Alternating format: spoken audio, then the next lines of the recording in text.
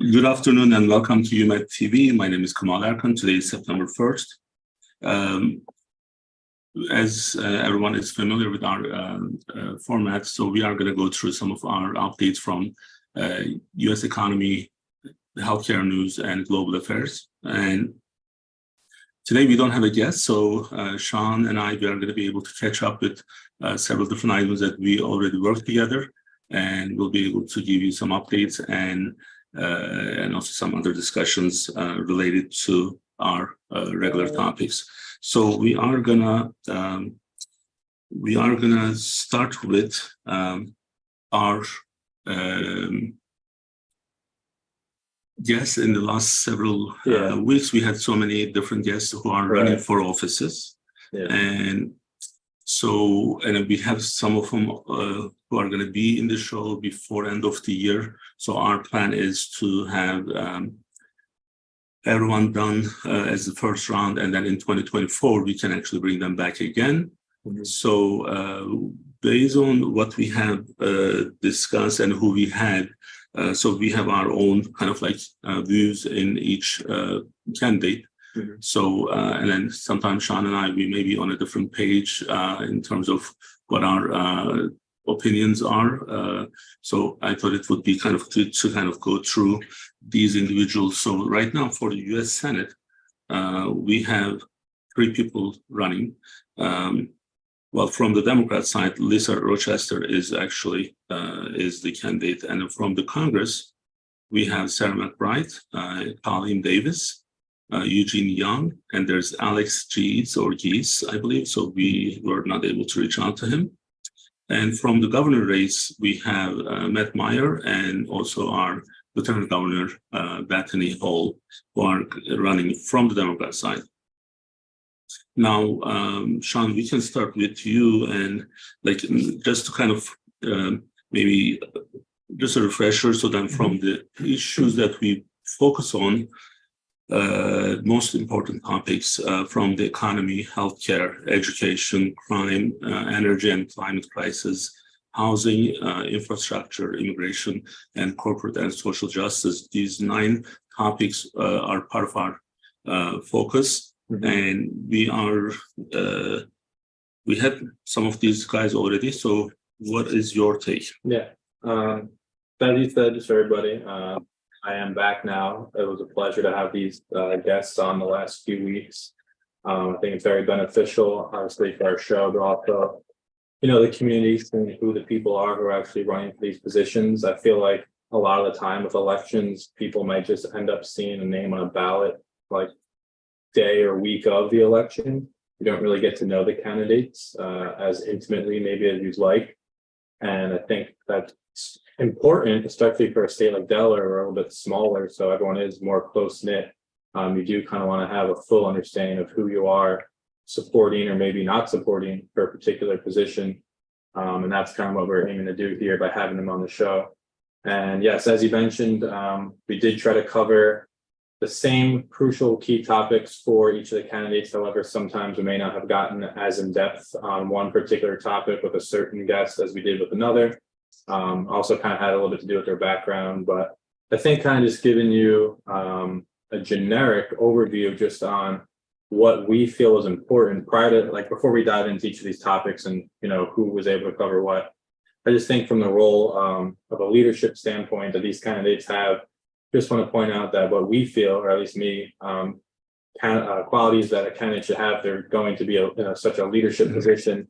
You want to have someone who I think is not only driven, but also able to have a vision that's actually attainable. I know a lot of the times that some of these campaigns, even the presidential ones you've seen in the past, like they'll put out kind of unrealistic goals of what they're going to get done, which sometimes, such an outrageous. Right? Yeah, like they're giving you promises that just kind of aren't actually going to be fulfilled. I mean, for an example, you think about Biden, where he was going to eliminate all the student loan debt. We know that's not really realistic. It did get shot down. So, well, I mean, the problem is whether, like, regardless of it's doable or not. So, is it fair? Well, yeah, that's so like someone who paid, like you worked during your, that's right, during your school, and like if you already did that, and then someone else is going to get credit for not doing those things at the same time frame that you did in the same time frame. Yeah. But then, is it really fair, right? Like, Exactly. why would others not pay when if most of the other people are paying? And I So think, there is that fairness issue too. yeah, and I think as a lot of candidates probably see, you want to appeal to the most amount of people. I mean, obviously on various controversial topics, but not everyone's going to agree or want the same thing. So I think a part of what candidates do is they try to support something that appeals to the vast majority of the people. That way they have the vast majority of the people supporting this. Obviously, every candidate isn't going to feel the same way on one topic. They may, the vast majority might support them on 85% of the things, the other 15%, it's like, oh, you're in the minority there. But yeah, just as you're mentioning, is it fair? I think that's something that these candidates should have in the back of their mind when they're running. Like I said, Delaware is a small state.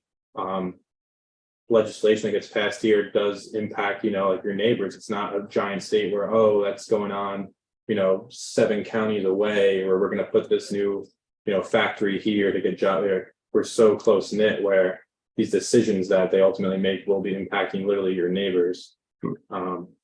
But yeah. No, like from the like if you were to go back to 3 candidates that we had recent ones, so Colleen Davis running for Congress again, and Eugene Young also is running for Congress, right? So between the two, they were kind of, to me, like they were kind of similar in a way. The only thing was different, maybe. I think Eugene is appointed by the governor for his current position. Director of the housing authority. Yeah. And I mean, it's an appointment. I don't know if it's governor by someone else, but it's an appointed position. And Colleen actually is an elected position. She's in the elected position. But they kind of, like, to me, they look similar in terms of their experience. Like they're close in ages. They're nice people, so there's no issue. But they're going to deal with Sarah McBride. Yeah. So like when we look at the challenge, so Sarah was in our show 3 times before, and one of the things that we know, she's an excellent speaker. Now, one of the other things that we admire, although she may be the first transsexual, transgender state official, she never ran on that issue. Right. So she focused on the real issues. And she's been in this, although she's a little bit younger than these other guys, she is in the in that position in politics from her early on, like maybe she was like high teens, she was there. So it's and also her name recognition. Yes, like name recognition is everything. So it's sometimes good or bad. It does help you. And in her case, she's going to get national attention. So when I put Sarah on one side and look anyone else who's going to run against her, they have a big challenge to start with. Yeah. Right. So, and then again, we are looking for the primary, democratic primaries. So, what do you think these guys, what advantages they have over Sarah from your side? Well, I mean, as you know, these candidates kind of have different specialties that they're obviously more just with their work, what they're kind of invested in. So like, as you're saying, with Eugene Young, with his position being director of the housing authority, obviously he would be more in tune with the housing crisis, the homeless population. I know we hit a bunch on that during his session, whereas maybe say Colleen, having her experience of being physician assistant, would be more in tune with some of the healthcare legislation that's being passed. You understand those insurance contracts, the point where we always talk about the monopoly of Christiana. Like she'd be more, I guess, just exposed to it, given her background with her work. So I think that it's possible that these candidates could say they have more specialization maybe than Sarah, but also, as you mentioned, Sarah has kind of been right into it out of, like you said, mid, early 20s. Just already in that. Actually, when I met her first time, she was a teenager. Okay. So she was in Jack Merkel's campaign in 2008. So I met her probably in 2006, 2007 timeframe. Well, I think that also, just to touch on that, think we might get to it later in the session, but the term of like a career politician, where someone who's just involved in politics from early on and they kind of just always attain some kind of position. And I think we might touch later just about like term limits and some of the other positions in our Congress and House that where we have these candidates who are in like their late 70s, early 80s. Retirement age. Yeah, so I mean, we might get that later, but yeah, that might be her specialization too, where saying, you know, I've been in this since day one. I know how it works. You know, I know the ins and outs. Whereas maybe, I mean, obviously they have to have political background, these other candidates, but just the time put in. Obviously, I think experience, no matter what it is, the more experience you have, the better you're going to be at something. So if it's in politics. But also, like, you know, the challenge is like people who are voting are not the same level altogether. So it's like all people, like if it's just two of us just voting, it's going to be a different election. But if everyone is voting, then like from their financial and socioeconomics and other background, you know, maybe packages, like baggages, I guess. So they may have different issues. They're gonna, like, so you have to be able to you may be able to, you need to be able to reach out to those people. So that's kind of like that, being like personable is, I think it's important, or Definitely. being relatable to their relatable, but almost like being comfortable, so then they can actually follow what you are saying is going to be important. Yeah, I think that dual, obviously it's a relationship where you're electing these people to represent you. As I mentioned earlier, we're trying to have the community get to know these candidates better, but also vice versa, like you're saying, somebody who maybe like Eugene, who's, you know, from Wilmington, like he might be more in tune to, oh, the crime is obviously more important, more stressed situation up here as opposed to down at the beach, where he might not be aware of some of the issues like that urban sprawl we talked about, where like the things that are important to the people in, you know, Kent and Sussex may not be the same values as what's, you know, important or like prioritized up here in Newcastle. So you know, as we discussed the top issues of you know, the healthcare economy, and immediately what I'm thinking is, are they really equipped to understand, and do they really have the right experience? And many of them probably they're going to be about the same, so they don't have like a real hardcore experience in these main topics. Social issues maybe a little bit more, but I think whoever is gonna raise more money is gonna be in the they're gonna take the advantage of the whole election process. Now, do you think like Sarah's name recognition, as I was saying earlier, is a good thing in many cases, but there's also the other side where many people are kind of now with the woke culture, where there's this kind of like that negative backlash, almost like there's that, like, do you think she's going to be affected from that? It's possible, because I know a lot of people associate like some of that type of stuff with that extreme. But as you mentioned, I think, at least from my interaction with her and just, you know, the news and what's going on, I think she's doing a good job of remaining like, not tunnel vision, but like focused on what her job is, doesn't matter the background. So I think by doing that and not getting super involved in some of like the legislation we talked about, I think it was like out in like Washington or Oregon, that one senator was trying to pass where the runaway children who were like 12 years old, who if they weren't accepted in their home, they could run away and like be taken in by the government for like a safe place or whatever. I feel like not associating, or not, I wouldn't say associating, but not pushing that as your main goal is good by her, because yes, we know her background, but there's other issues that, you know, are going to impact a vast majority of people. More importantly, the economy, it impacts everyone regardless of, you know, your religion, your race, your background. You know what I mean? Like, if the economy is up, everyone's feeling it. If the economy's down, everyone's feeling it. So like, So If the there's some, economy is not taking care of, all the other issues aren't going to be they're, answered. no one cares about Yeah. that. But if you can't have food, you know what I mean? You're not Right. worried about, oh, this or that. So the way that we actually bring our candidates, so there are more actually coming, as we mentioned earlier. Yes. Bethany Hall, she's going to be with us.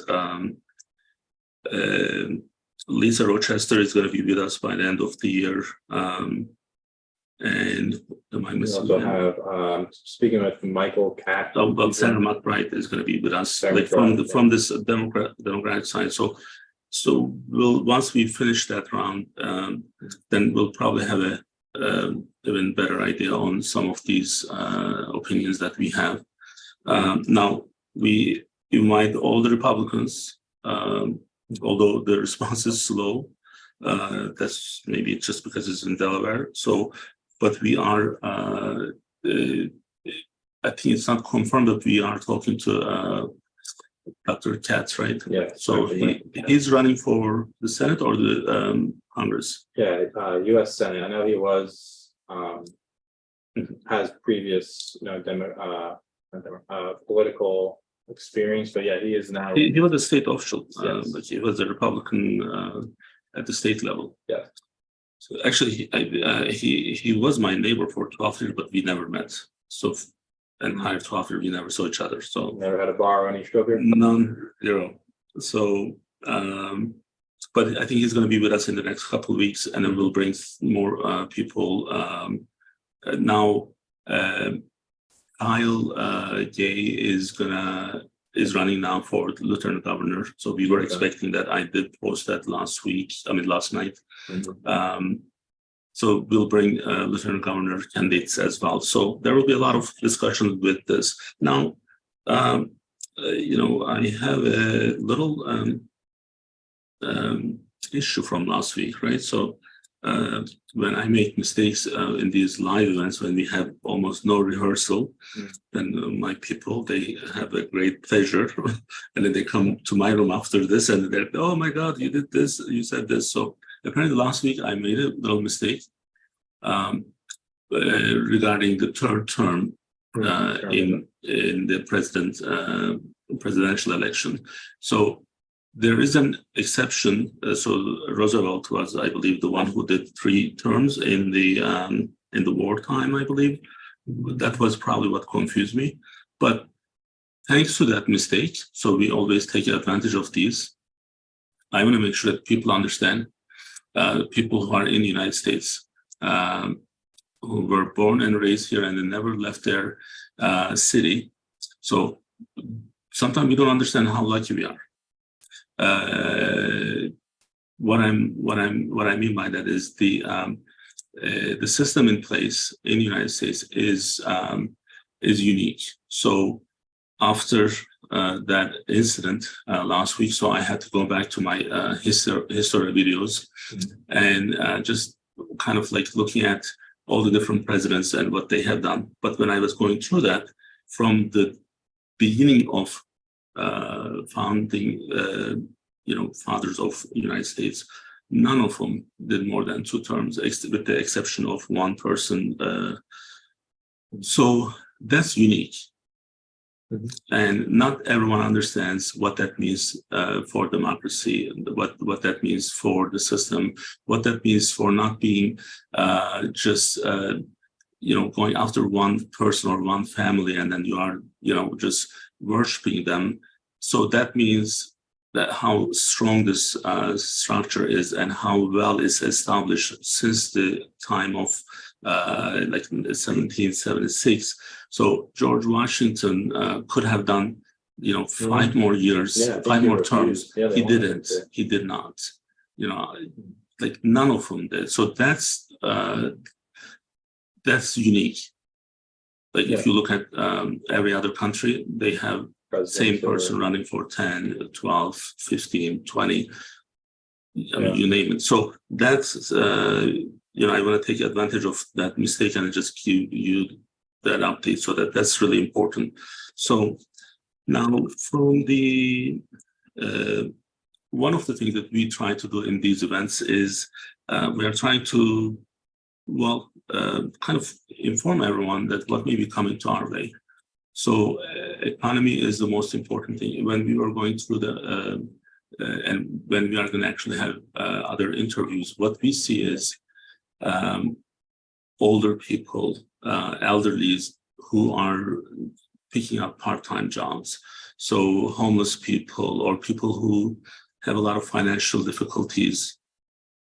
We actually see more and more of these. Now, Sean, you sent me something yesterday regarding the housing prices in the last several years, and this is one of the highest.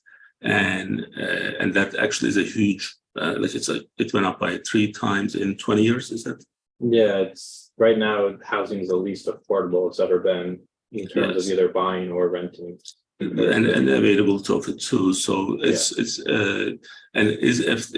as these are affecting everyone, we are in healthcare, we're a healthcare provider, so it's affecting us. I employ 2 social workers under United Medical. Why? Is because when we are providing services from the primary care and the specialties from the like the cardiologists or the endocrinologists, bariatric surgeons, we now have to have 2 social workers to address issues in social determinant of health. Why? Is because more people are having more issues. So when you look at it topic by topic, some people are having difficulty. Why are we talking about this or that?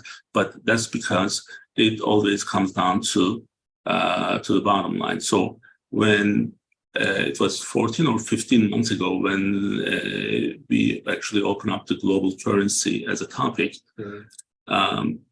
many people were kind of asking me, like, why are we even talking about global currency? And my goal and our goal was, we do because these things are where we have really good advantages. Like when we are in power and when we have good advantages, then we still have to be really careful because nothing is forever. If you make mistakes, things may not stay the same. So when the US dollar is the global currency, then it gives us a great power and great advantages that many other countries don't. So then how we use that, like, the Spider-Man quote that great power comes with great responsibilities, and it does. So you have to really watch out and be careful with what you do. If you have the power, are you using your power out of proportion against other countries? Are you fairly treating them? And with that, as we were talking about that, the BRICS came out, right? So, at least it was more known to I think the earlier everyone. 2001 maybe, then around 2010 is when it started becoming more recognized as legit, and then most recently, like 2020, is when I think it started taking more serious strides. But yeah. So now, when we say BRICS, many people may be like, what are we talking about? And then they may not be watching the older episodes. But the BRICS is already an alternative. It's becoming a strong alternative to US dollar. So this means certain things that we were able to do in the United States, and we were not really maybe responsible for the consequences. Now, there's an alternative, and it's not there yet. It still has a lot of time, but it will be there. So, and it's getting stronger and stronger. And so if we kind of refresh on this, there were 5 countries in the beginning, right? But yeah, so you had Brazil, Russia, India, and South Africa, but also China. It's going to be your 5th in there. So, and then now there are new countries accepted to the group. Correct. Yeah. So most recently, I think in their summit, it was the end of August, the 22nd to the 24th. After that summit, I think there was at least 8 other countries had expressed interest, if not had applied. And of those, there was 4, which I believe it was like Egypt, Saudi Arabia, Argentina, and South Africa, right? Well, South Africa was already in. Yeah, I think it was the UAE might have been the other. UAE is you're correct. It is. So now, especially in these countries, the one of the big power that they have is the control of oil and oil production. And when you are the global currency, most of the money is being spent on energy, weapons, energy, and stuff. And so, if we lose our advantage on the global currency side, that means there's more financial impact on us in the United States. Yeah. I just think, just to give other people background too of why it's concerning with these particular ones is, from my research understanding, there are other little, like, I guess you could say conglomerates or whatever between countries, but not that this is significantly different from those in the way it's set up. But the reason this one is concerning is if you're looking at Brazil, Russia, India, China, South Africa, if you're looking at the land that they make up, and obviously looking at Russia having surface area, if you combine them all, it's over 26% of the world, the world's surface. So surface area, then also population-wise, you're looking at China and India being the two most populated countries. So that's a plus and a minus on their end, because with that super high population, there is also a lot of poverty. So if you look at, especially in India, with that class system, there is a lot, the vast majority of their population does live in poverty. And I think we even had videos on that like months ago, where we're looking at the living, but that's kind of why it's more concerning with this particular grouping of an alternative currency, because of who the countries are in this one, and the fact that others are trying to apply. Because the reason I think that most of them are doing, as you mentioned, with a great power, great responsibility, that the US is to avoid some of the sanctions. That way they can kind of continue to operate on their own without relying or being in fear of sanctions. So just to give people an example too, obviously you probably heard more of the sanctions with the Russia with the war, and how the US was saying, about trade and all this with Russia because of what they were doing. But we don't want to be too aggressive with the sanctions. I know one of the other examples was in Ecuador. I think it was like 2018 or so. They're having a push to rely on natural breastfeeding as opposed to using that formula. And one of the companies that actually makes the baby formula is a US company. When the US found out about it, the economic impact that would have of losing all that sales, they put a sanction or threatening sanctions on Ecuador for that. So it seems almost like the US would be abusing that power. So that's kind of what's driving these countries. Well, that's our proportion, right? So how are we using, and do we actually have that responsibility? From the from social issues standpoint. So actually there's one that we can also mention is the one in Uganda, right? So with their recent news, if I change my papers, there was something happened where with the gay rights and there was LGBTQ. And then now we are actually going to put financial action on that. Like why? Like that's not our business in a way. So every culture, every country, they have their own belief system. So if the problem, and you and I, we go through this a lot in our discussions, the hypocrisy here is, right? If this is the case, then don't work with Saudi Arabia. The worst country when it comes to the human rights, worst country in the world. So they killed one of the journalists in Istanbul in their own embassy. They cut him into pieces, process him through the meat processor, and pretty much he disappeared. And this happened, and then they were caught, and we still have a really great relationship because we are able to sell stuff. So this is where the hypocrisy is. It's just like it's not fair. So it's like if you cannot just do one thing with this guy and not to do this with the other one, you cannot have double standards, and that's where we get a lot of this is maybe what's motivating organizations like BRICS.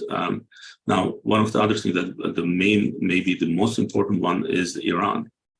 So Iran is it's a neighbor to several countries around them, but because of the issues that they have with US, those countries who are neighbors, they cannot do any trade with Iran.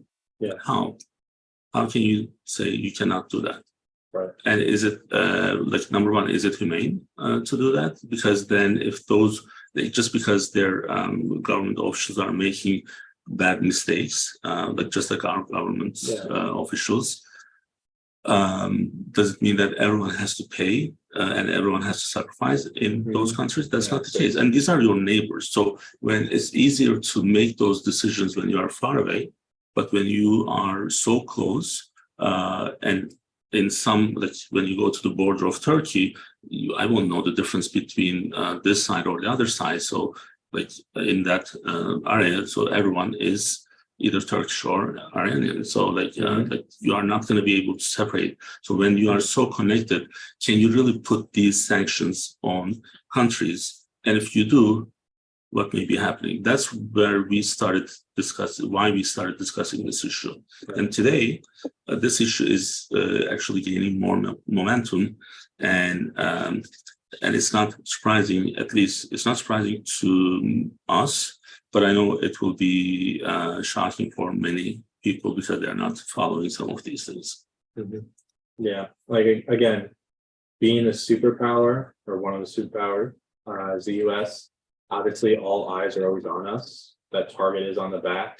Like you're saying, is the responsibility where it's everyone always turns, I feel like, to the US to say, oh, what's their stance on the situation? Then we'll decide, like, until the US commits to something, we're not going to. So you're kind of walking a delicate line there, like you're saying with those sanctions, where is it fair to be punishing just based on, geographic location? Oh, you happen to have to share a border. Well, now you can't trade with your bordering country because we don't like what they're doing. So you have to now also indirectly suffer. So like you're saying, because it's not just the money anymore because you own the system. So what you say goes type of thing. Like the banking system, you are actually you are making someone handicapped. So you are pretty much, if you don't have any cash today, like not like just at this moment, and if you really need something, and then there's barter, I got a couple of if there's no one is giving you what you need unless you have cash, but you may have so many different credit cards, it's not going to work, right? So that system is being used, and that's wrong. And when we always, at least when I being in the healthcare industry, everyone knows that we work with Dr. Erdogan very closely. So, and we have several different issues with hospital systems, and this always gives me this analogy of what hospitals are doing to private practices. So, and how they were hiring physicians with higher salaries, employees with higher salaries because they're nonprofit and they get paid more. So then every time there is an issue at the global level, it's always kind of like, it's so easy for me to kind of connect those issues with day-to-day issues that we are having. One of the reasons that we have a surgery center who is one of the greatest in the United States in bariatric surgery is thanks to Christiana Hospital. If they didn't mistreated us, we would not actually go really hard on the surgery center project, because we would still be part of their system by as of today. You have a natural competition. Exactly. So that's why these are not just because they're at the global level doesn't mean that we are not able to relate to those, because it's just happening every day in our lives. Speaking of our lives, do you want to go to Africa? Do I want to go to Africa physically or topic-wise? Topic-wise. Well, physically, actually, it's one of safari would be one of my dream vacations. Yeah, all right. I have to do that at some point. But now it's just a topic-wise. Let's go into Africa. So, what's happening in Africa these days? Yeah. So another thing, obviously, we keep track of the global conflict tracker. I think it's also related to Reuters, which is one of our main sources we use. But at least in the country of Niger, I know there was a little bit of uprising with the French, and the military regime there, is trying to get the French ambassador, over there. So there's just unrest there. There are other ongoing things too in Africa. If you look at the conflict tracker, there's multiple dots, all across. But now you're seeing, I think there's that division between, the West Africa and East Africa and what those conflicts and like. Well, so I guess one of the reasons that we want to talk about Africa right now is, again, part of what we did from the beginning, since you started, we have these, just like the global currency, we brought global affairs. And one thing that I was trying to point out is there are issues today that started with different parts of the world. So I don't know if we would be in trouble by saying this, but since the new Secretary of State, Anthony Blinken, is in charge, there are more troubles around the world. So this is not limited to, what happened in Ethiopia with Tigray. This is Sudan and Egypt, and then it followed with Ukraine. And Taiwan is the next. And then in the meantime, we have seen stuff in the South America. But now the West Africa is getting really heated. And there are a lot of coup attempts, and the countries are trying to get together to kick the French out from their countries, which is it's going to be a tough task. But stuff are happening right now in Africa, and I think every time there are more trouble, anyone who's actually watching the U.S. debt, the national debt, that number is now close to 33 trillion. And it's affecting us in different ways. So that's why we kind of wanted to actually bring up that issue. It's almost out of control. And also just add on that, with those countries who applied to be in the BRICS, there was more than half, I think, were African countries. Because as you know, South Africa was one of the initial ones. But in that since the recent summit, there's at least like 5 or 6 other ones that are in Africa who applied for membership in BRICS. And I think there will be more. So one of the really important elements in the dynamics of Africa is China. China is the biggest investor. Yes. Many people don't understand this, but somehow China became the biggest investor in most African countries, and the gap is so big between China and the next country. So it's going to be a difficult gap to close. The only way that you can close it by having these types of regional trouble, because then that's not stable anymore. So then you are able to break in. And the thing is, we are all kind of seeing this, and we are part of it. So we don't want to pay the consequences. So because economically, every American today is, I wasn't sure if I was intelligent,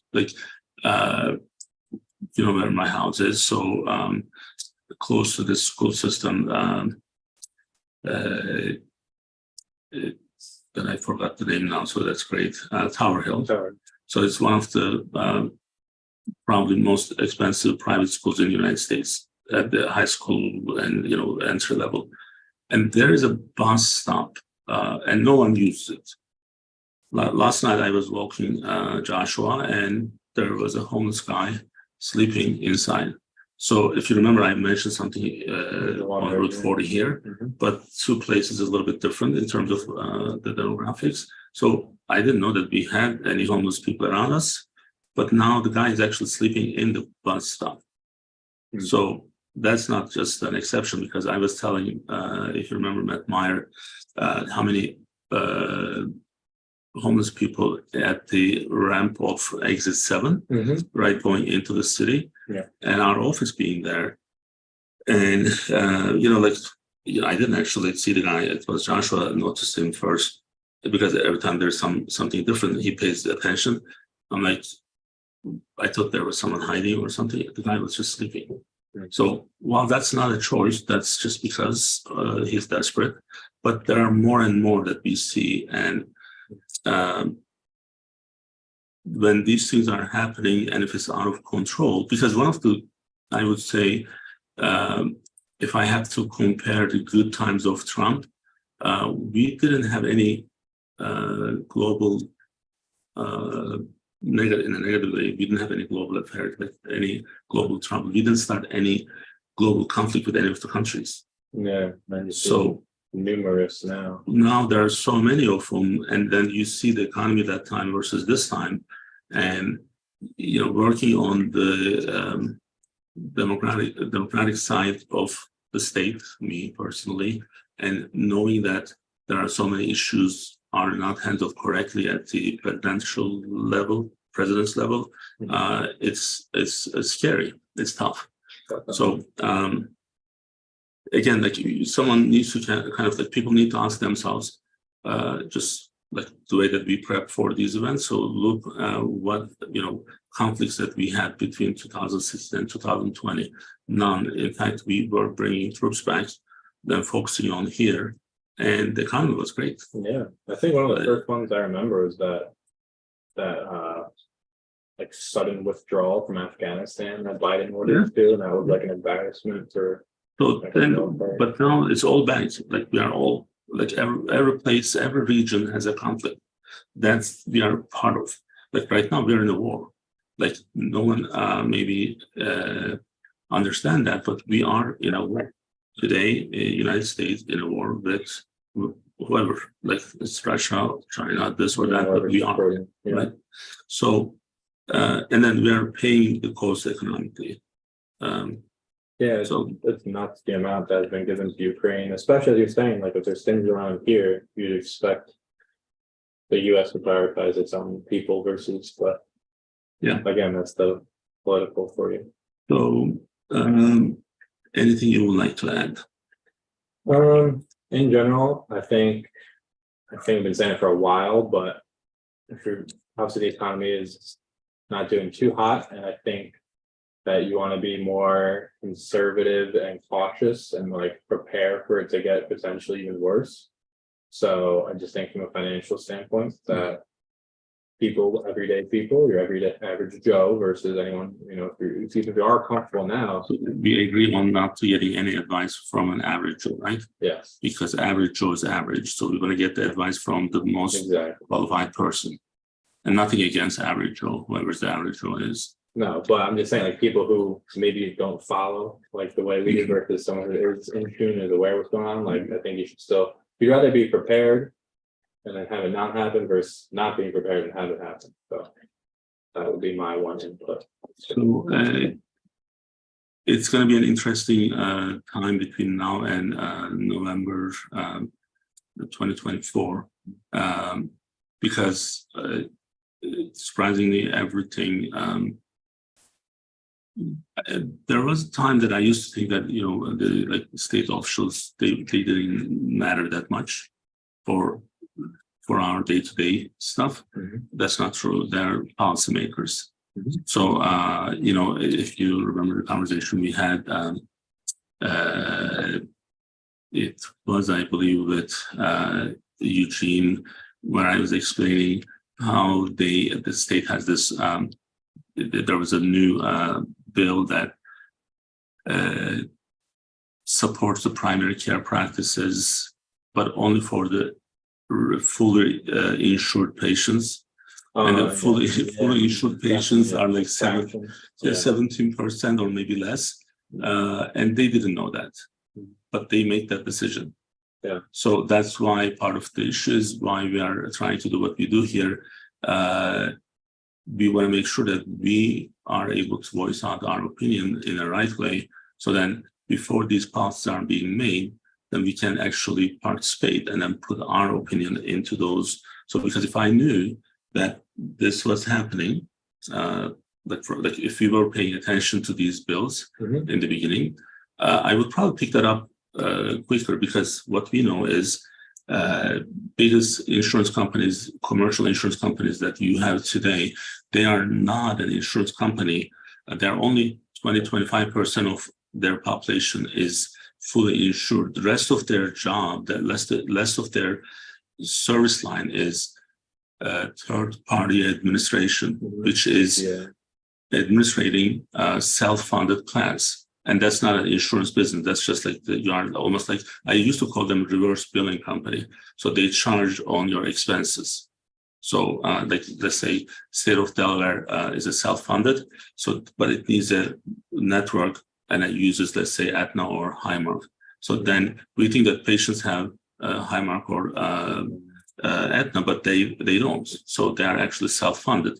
So that's 75% of their business. So every time you make a new policy, and then if you say fully risk patients, then we are not talking about 100%. We are talking about less than 25%. So same thing with the prior authorization bill.